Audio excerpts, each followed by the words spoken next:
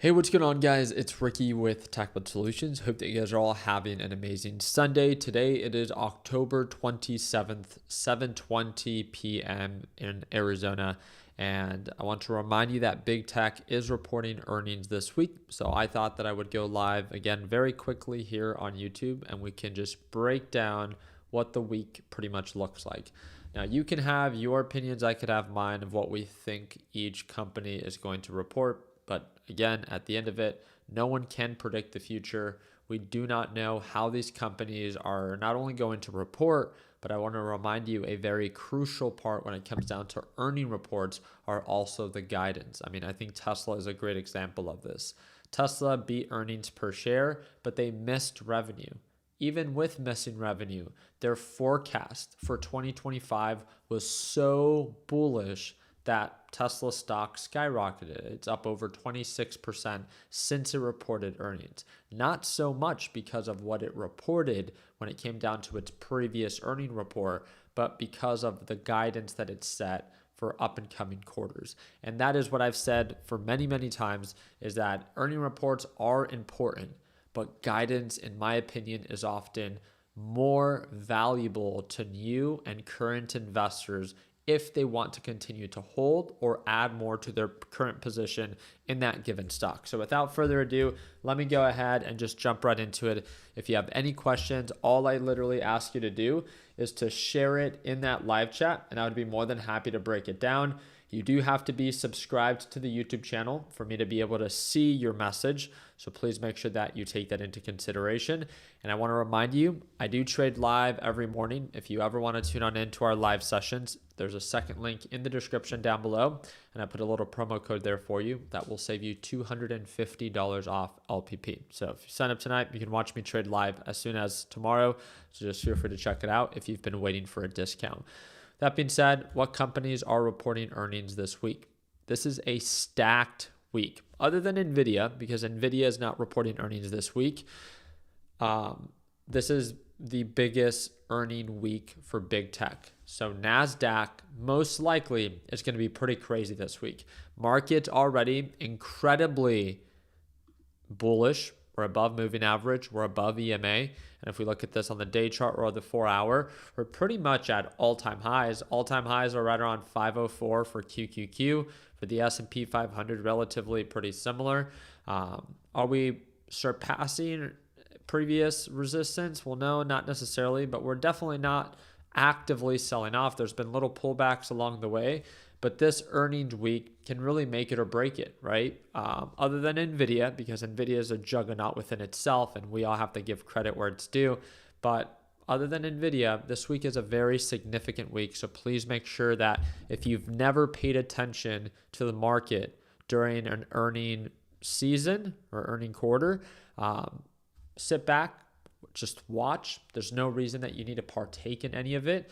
I feel like you could really learn a lot just by watching how the market reacts, and what an incredible time to do it, because markets are this highly valued with so much on the line, right?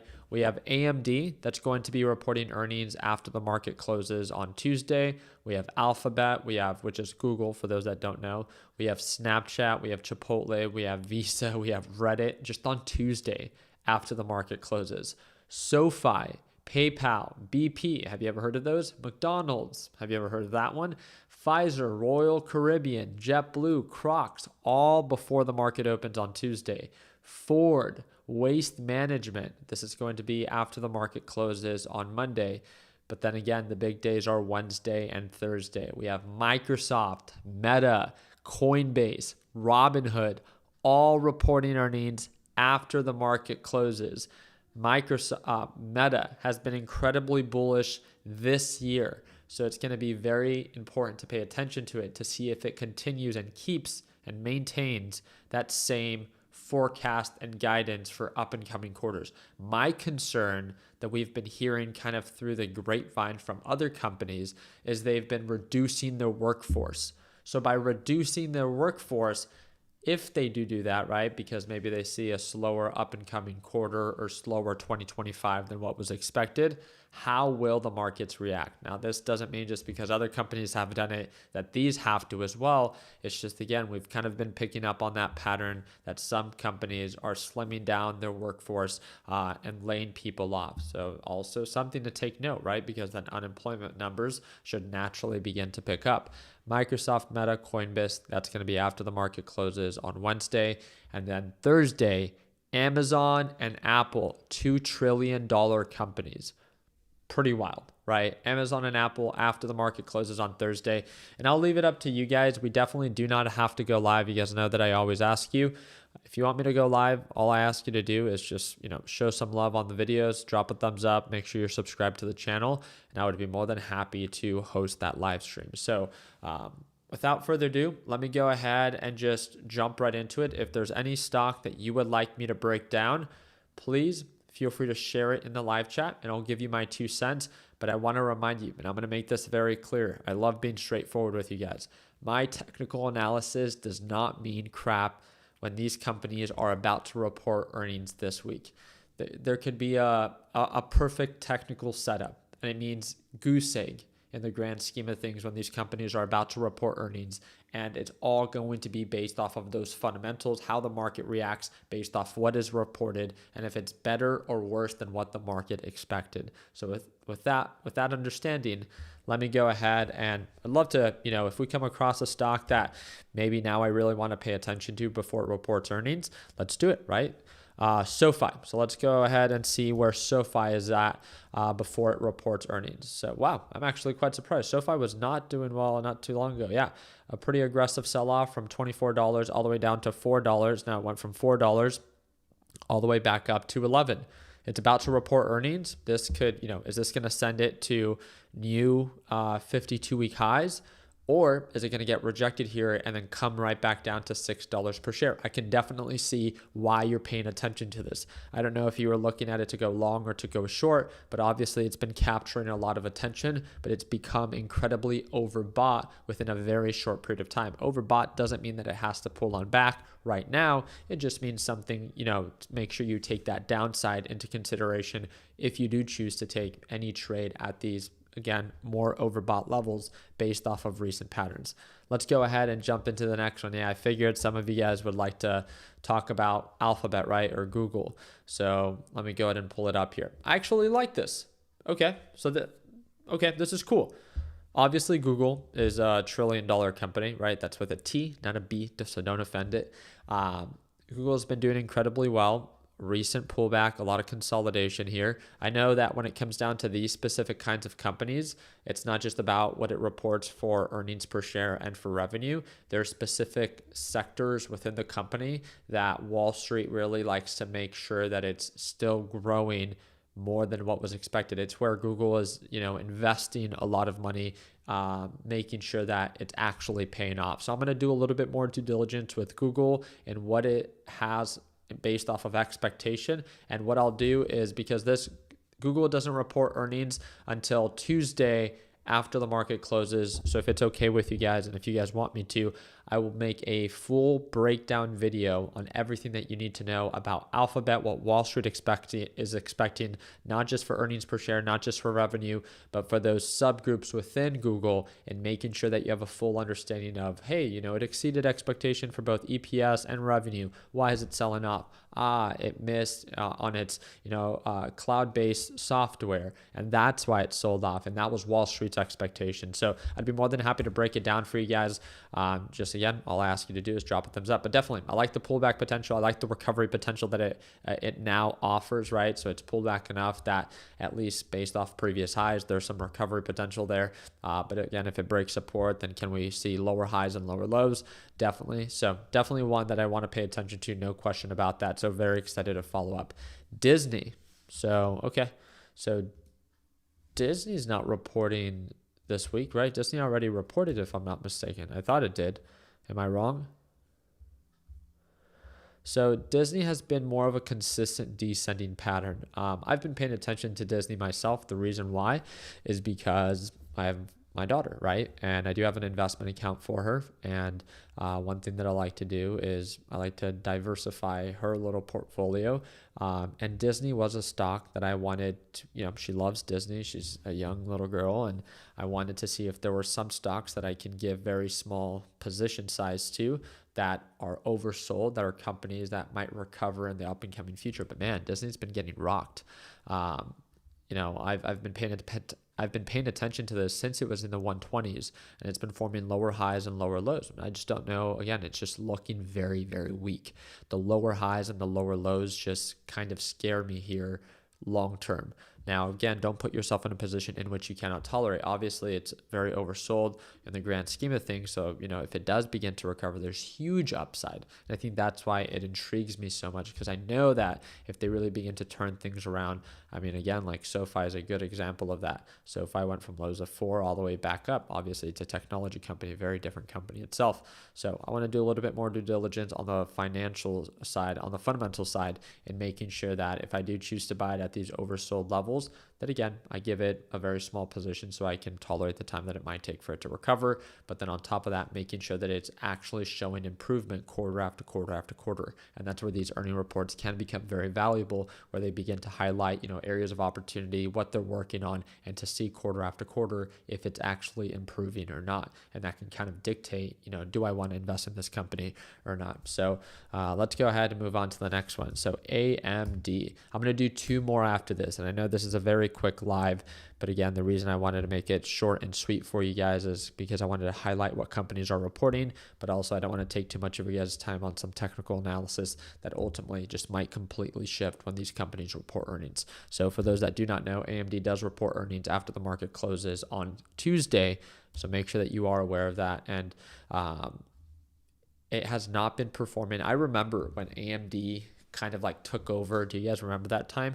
Kind of took over Intel, and AMD was like kind of like the new thing in Wall Street, and then Nvidia just comes in and just destroys AMD. Look at the difference in market cap.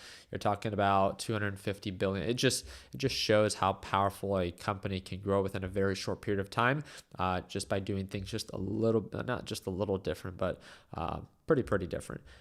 As of right now, on the 4-hour time frame, we could see that it's showing a little bit more signs of this descending pattern, a nice little retracement. It looks like it's had a common support right around the 140, 150, showing no signs of a potential reversal. It's not at a terrible price. Again, I don't personally like buying a stock right before it reports earnings, especially not something like AMD. I feel like AMD does have huge upswings, huge downswings, huge upswings, huge downswings. So it just depends on your risk tolerance and the position size that you give it.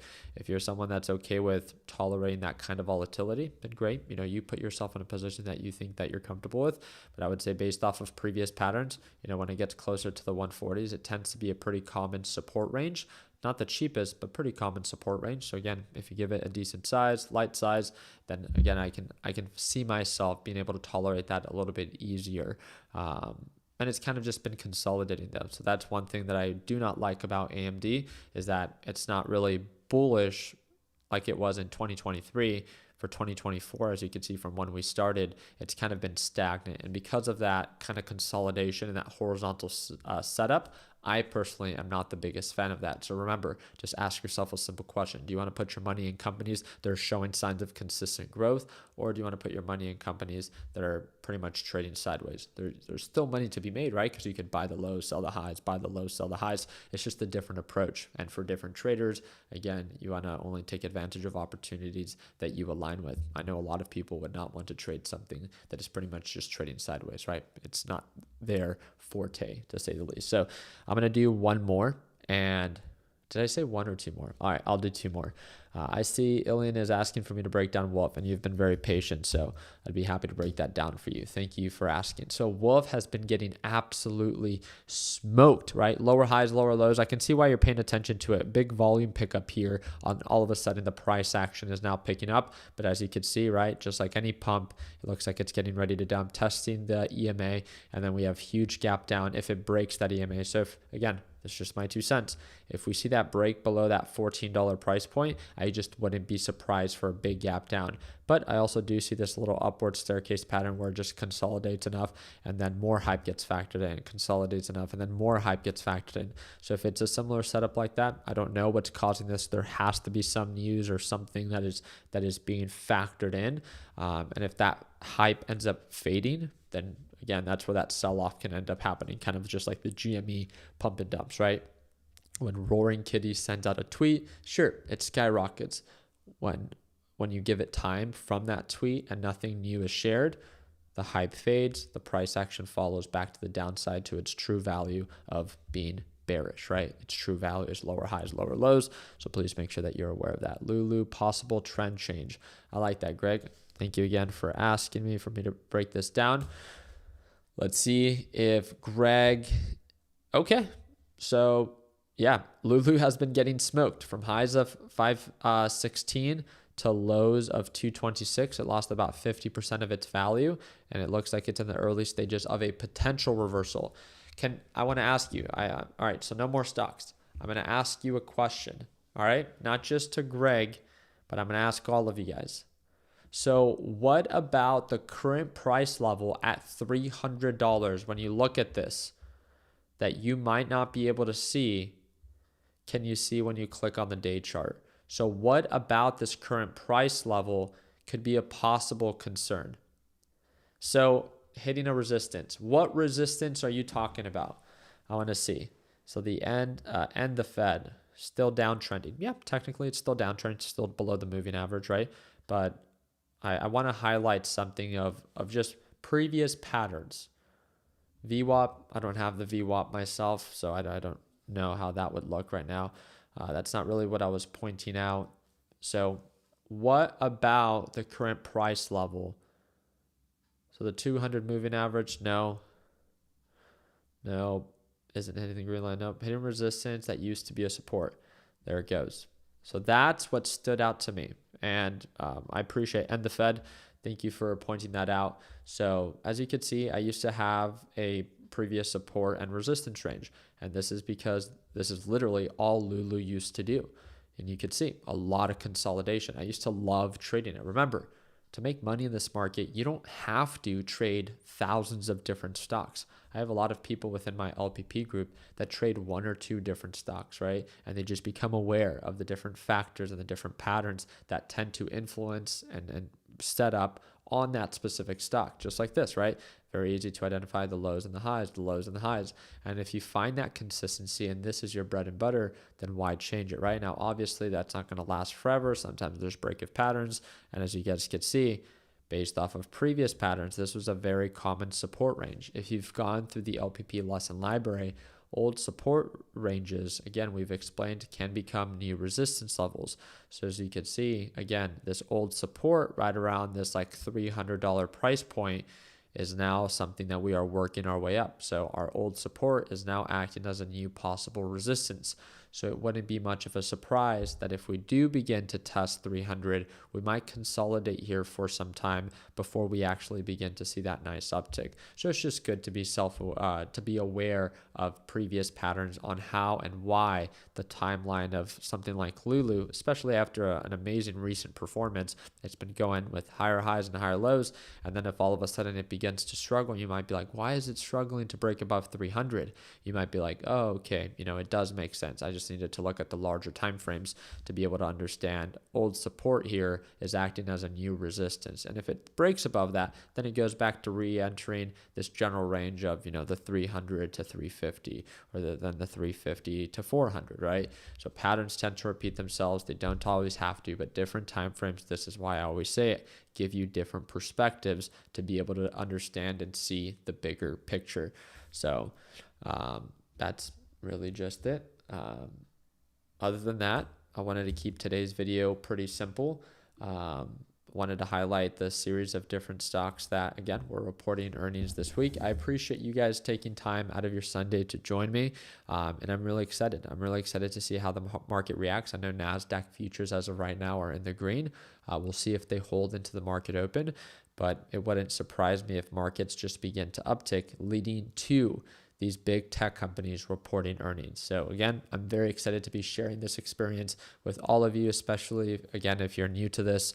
I do want to remind you, if you're kind of getting overwhelmed with how much there is in this market, you do not have to. There's a bunch of free videos on YouTube that you're more than welcome to check out. But if you are someone that learns best with structure and by watching someone else do, I do trade live every single morning, and our A to Z video lesson libraries are designed for complete beginners. So it's, again, from setting up your trading platform to how to use it, how to take trades, just the full shebang, right? If you want to check it out, it's the second link in the description down below, and I put a promo code there for you. It's going to be $250 off. And I want to remind you, do you need LPP to learn how to trade? You do not. You can learn everything on your own. But again, if you are someone that's trying to learn in a more efficient way and try to condense the time and the mistakes that you might make in that process, then that's why we have LPP there for you. So again, second link in the description down below. I hope that it earned your thumbs up. Please consider subscribing. And like always, let's make sure that we end the year on a green note. We'll see you tomorrow at Market Open for our live session. Take care, team.